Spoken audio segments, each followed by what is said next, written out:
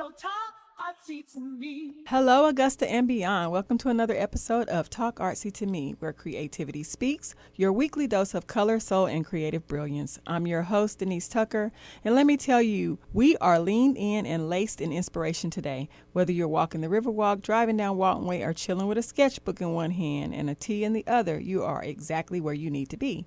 This show is where stories breathe, stitches talk, and books bounce off the shelves straight into your spirit. We're talking about creative reinvention, about the art of reclaiming materials, reimagining narratives, and renewing and reviewing your purpose.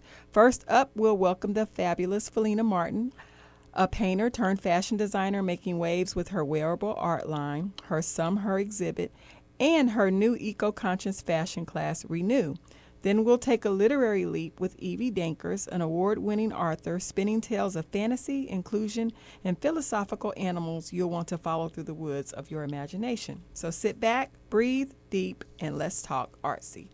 Now let's shift gears and step into the world of imaginative literature where youth meets fantasy and where books are written with every kind of reader in mind.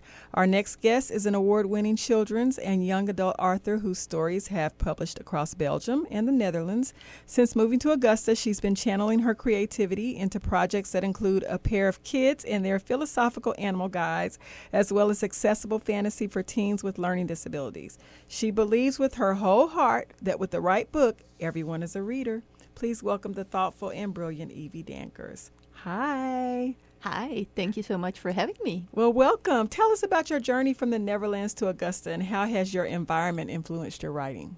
Well, we moved here from Belgium.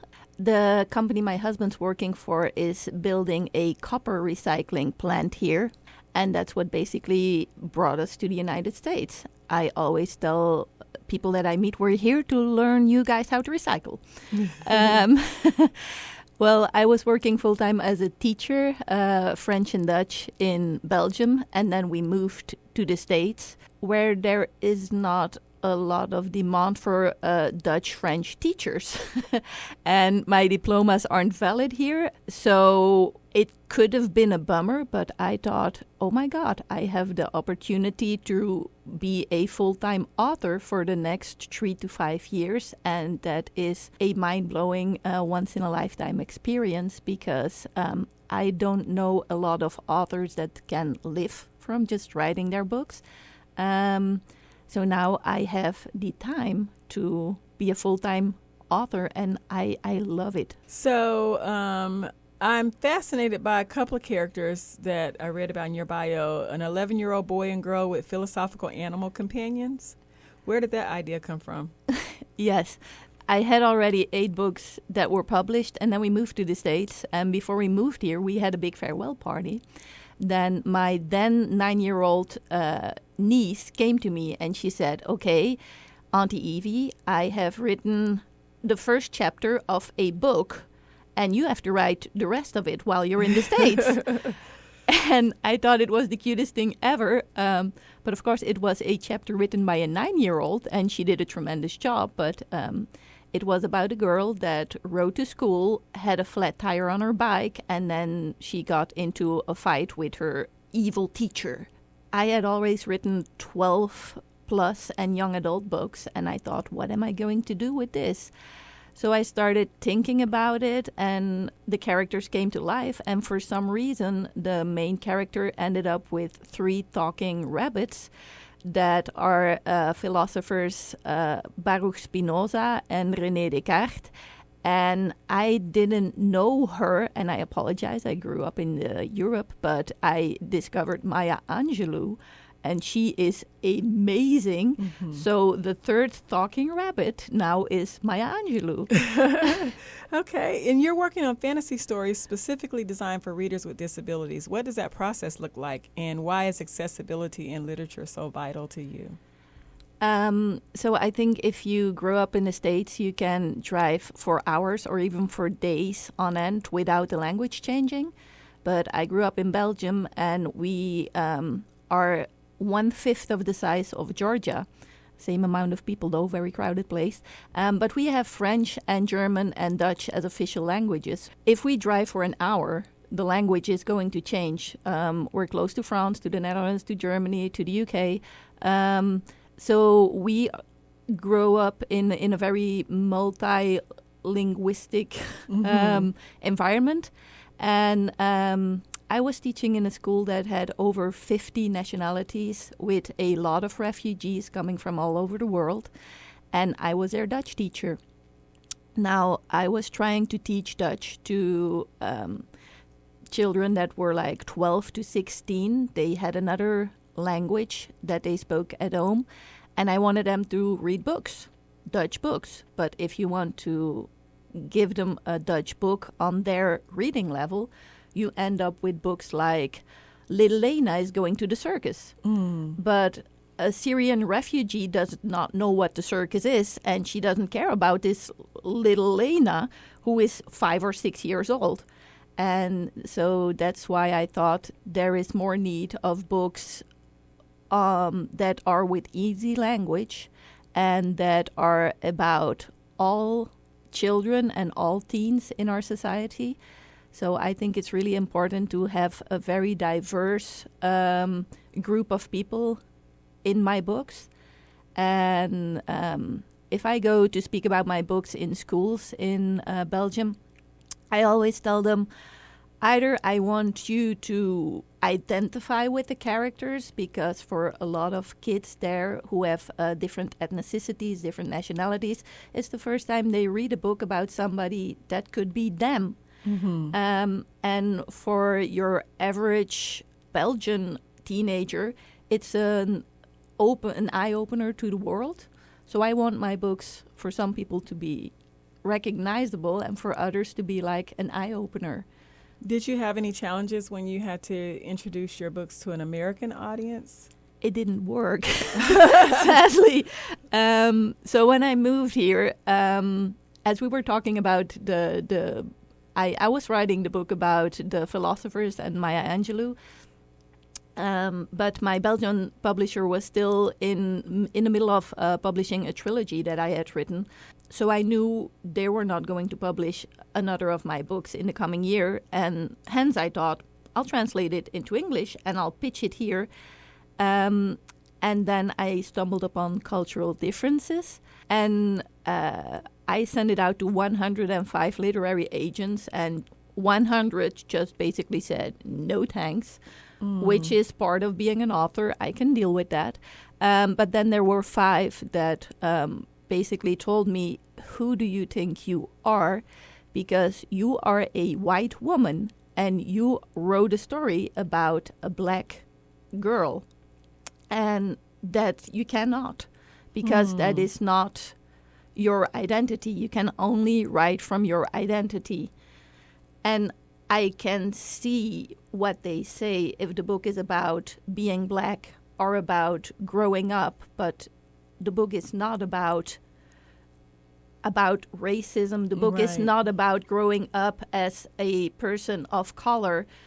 The book is just about this quirky 11-year-old becoming of age. She's moving from a big town to a small village, and it's about philosophy. So as an author, when I started writing the book, I was worried about my lack of knowledge of philosophy, and I thought I was going to be commented on that. And then here, all of a sudden, they told me you can only write from your own identity. And I thought, okay, but if I have to write about a 48-year-old white woman who has been in a relationship with the same guy since 97, that is the most boring book on the planet, you know. And I mean, then in the sequel of the book, because it's a series, the girl she befriends a boy, and that person turns out to be non-binary. And that's when I thought, well, maybe the States at this moment is just not the right audience for my book. And I tell that in a small voice because I do not want to offend anybody.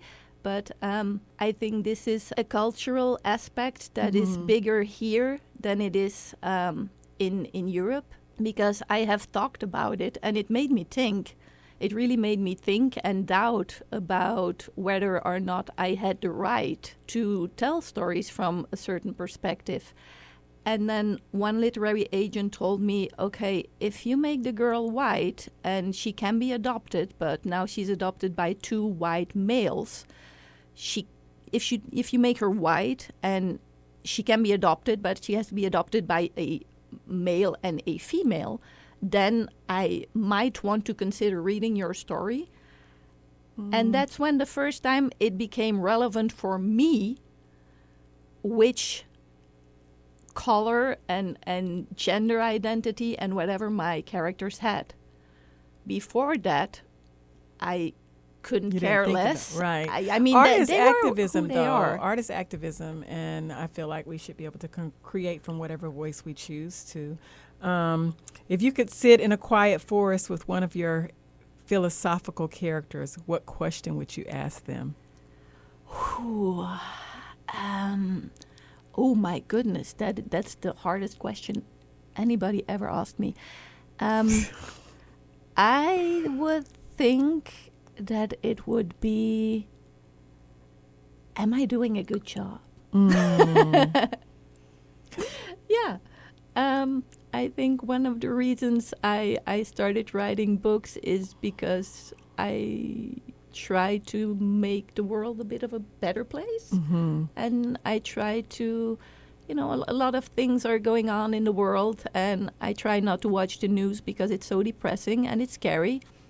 But in my own very little tiny circle of influence, I try to spread some joy, and in all my books, I kind of try to make children and youths think about what's going on in the world today. I've written about artificial intelligence, about the way we are very busy with our phones and our screens and we're not talking to each other anymore.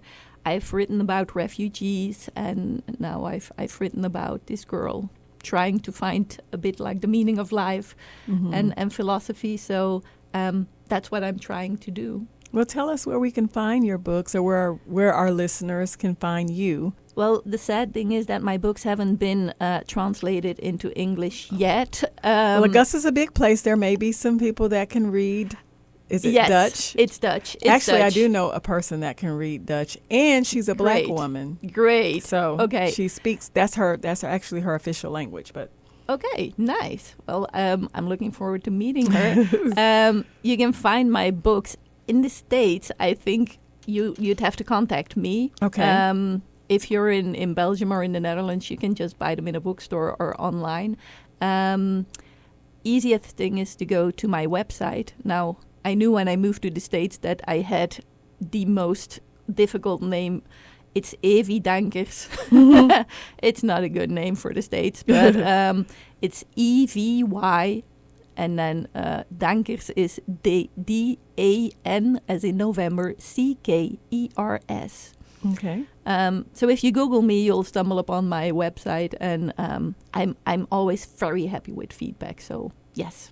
Well, thank you for building worlds where readers feel welcome. Your stories are needed, and your mission is definitely inspiring. I can't wait to see what comes next. Thank you for being here. Thank you so much for having me. All right. Well, I don't know about you guys, but my creative spirit is wide awake, from transforming fabric and community with Felina Martin to reshaping the literary landscape with EvyDanckers. This episode gave us everything: vision, voice, and vibrancy. Next week, we'll sit down with 2 icons, Sa Jules and my producer, Maestro Daniel Dub Sapp, and you don't want to miss it. Here's what's coming up in the arts around Augusta. Don't miss the Some Her exhibit and sale at Better World Studios, closing on August 2nd. Sign up now for Felina's renewed fashion class. Early bird ends July 4th. And yes, we are officially in Arts in the Heart season in Augusta. This festival is happening September 19th to the 21st. Sign up to volunteer via our website at artsintheheartofaugusta.com. The Fine Arts and Craft Market is already closed. However, we still have room for some sponsors, so reach out to me at Denise at augustaarts.com. Follow our arts calendar at augustaarts.com for local happenings and updates. Have something you want to share? Visit our website and add it to our calendar. Special love to our sound magician behind the scenes, the one and only Maestro on the board, for making sure we stay smooth and soulful. Until next time, family, keep dreaming, keep creating, and as always, talk artsy to me. Talk artsy to me.